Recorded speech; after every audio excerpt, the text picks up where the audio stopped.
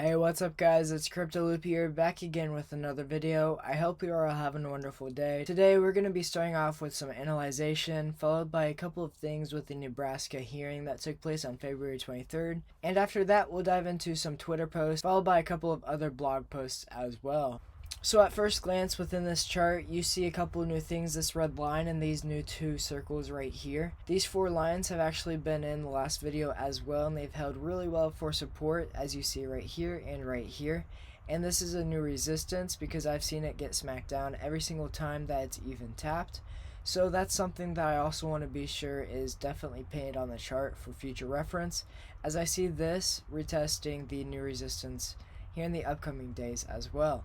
Next up, diving into our Twitter post, we see history in the making from the Telcoin team, with Telcoin Poll, Mark Wandel, and Senator Flood, who gave powerful testimonies at the Nebraska legislature with a clear goal of turning the state into a fintech and blockchain innovation center. So you see Mike McGarney right here, Mark Wandel, you see Mike Flood right here, Paul Neuner, Rick Schindel, and Parker Spann right here.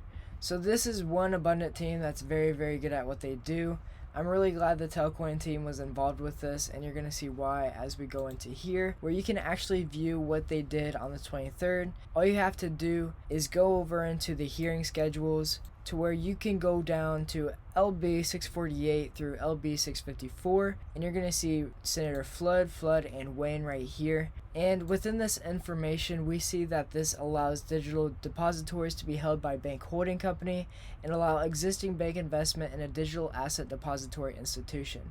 To me, it means they can invest in Bitcoin and other cryptocurrencies. I could be wrong and I could be missing the mark, but that's what it appears like to me. And then you go over to LB 654, which authorizes the state treasurer to establish trust for the purposes of local government investment pools. And so this is actually pretty good. This allows investment pools for the local government, but I don't really think it has much to do with cryptocurrency. But the next document is actually really good because it shows movement toward adoption of blockchain, which is LB 648. This creates a considerable and necessary advantage for Nebraska to lead in emerging industries utilizing blockchain, digital ledger technology, virtual currencies, and other digital assets, and would provide a sensible framework and legal certainty for transactions of controllable electronic records. So this is obviously really good news. I love the looks of adoption that's coming to the blockchain space and cryptocurrency markets. I think this is definitely some good movement for Telcoin, along with some other currencies as well, which is all around a win-win. Next up, we have Petty Stash in this Twitter video. For the next minute, he's actually going to talk about Bitcoin and the bull run, why it's probably not yet over in institutions. So let's go ahead and jump into it. Guys, Petty Stash, I just wanted to say something. I'm looking at the Bitcoin chart right now. I have people messaging me asking me, do I think the bull market is over? No, I don't. I don't think the bull market's over because I'm looking.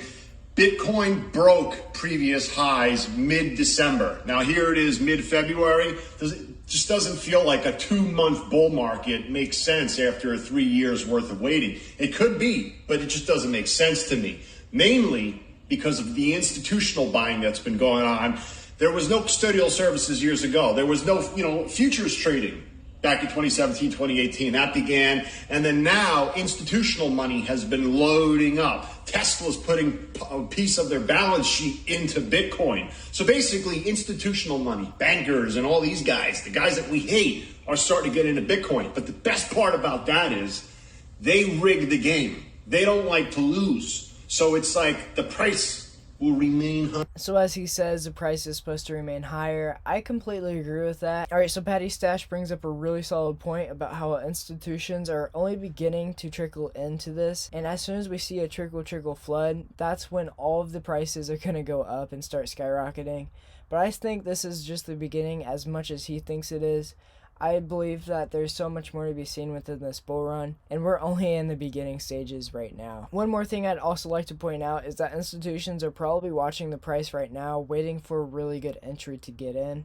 But as soon as they start getting those entries, the gains are going to get better and better, and you're going to see the price going up higher. Alright, so next up we have an article on medium.com from Telcoin talking about how prior to the release of V3, all of the remaining non-circulating tokens will either be in the liquidity fund or set aside for issuance to mobile network operator partners, done in a transparent and automated fashion. I think this is really good, as the team is always taking steps to become more and more transparent with what's going on behind the scenes. I definitely feel as if this will give confidence to a lot of other investors, and I definitely believe that this will give a little bit more confidence to those who are thinking about entering into the Telcoin world and starting off with buying a little bit of a bag. This is a really good statement to see from the Bank of Ghana for the adoption of cryptocurrency within Africa. I think this is some very positive movement for Telcoin as well. Next, we have an article from CoinSwitch.co, and this is something that I really like within Telcoin's marketing strategy. It shows that they have incentivized adoption once the operator connects to Telcoin, and the more Tel token exchange traffic, the more their incentive. This is really good, as it provides liquidity, and chances are this is going to raise the price quite a bit because of that increased liquidity. Heading over to Twitter, once again, we see that XRP Joe posted how Tel is partners with Plaid once again, and they're also partners with Coinbase, Venmo, American Express, Acorns, Fannie Mae, and Betterment. This is really good for American Express and Acorns, as you could see Acorns possibly investing in digital currency in the future. That's pure speculation. And then American Express is a payment gateway, which could be used to offload your Telcoin tokens or maybe your fiat currency within the Telcoin app through a card, such as a debit card or a credit card. Additionally, we see that finally Gcash has made a post, but this is on their Instagram story, showing how Telcoin and Gcash is real, and then this is from Telcoin Ireland. Last but not least, we have the Bangkok Post, which recently made an article about Telcoin, mentioning how Vietnam recently launched 10x, the country's first digital bank, which aims to provide 40 million unbanked consumers into the financial ecosystem and connect them with small businesses, which is really good, and I'm sure that Telcoin is going to be somewhat involved with that. And then right here is where I'm going to go ahead and end this video, where it mentions how focusing on solving problems for the people at margins of the digital divide is essential for developing a more equitable and productive society. And now this is of course going to make a lot of things more efficient, much more fluid, and everything's going to be running more seamlessly as soon as corridors get launched. I think it's a direct competitor with Western Union, and obviously there's so much more in this future that's in store for us as these next few months roll by, and then we get caught up by quarter 2 hopefully.